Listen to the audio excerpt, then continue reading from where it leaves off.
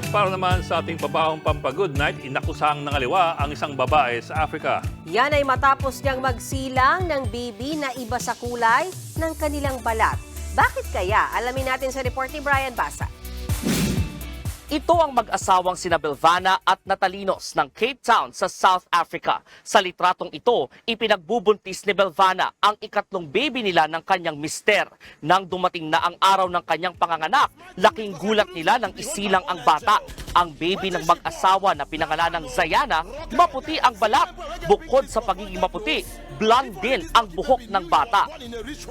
Kaya si Belvana, inakusahang nangaliwa. Naiiba kasi ang kulay ni Baby Zayana kumpara sa kanyang mga magulang at mga kapatid. Para mapawi ang agam-agam, isinailalim sa genetic testing ang bata. Dito na kumpirma ng mga doktor na tunay siyang anak ni Belvana at kanyang mister. At ang dahilan ng kakaiba niyang kulay, albinism. Isa itong namamanang kondisyon kung saan namumuti ang balat pati buhok ng isang tao. Nangyayari ito dahil sa kakaunting melanin sa katawan. Nalaman din ni Belvana na may albinism din ang great uncle ng kanyang lola.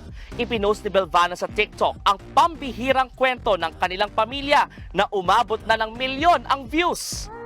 Bilang ina, tanging hiling daw ni Belvana na walang maranasang diskriminasyon ang kanyang anak.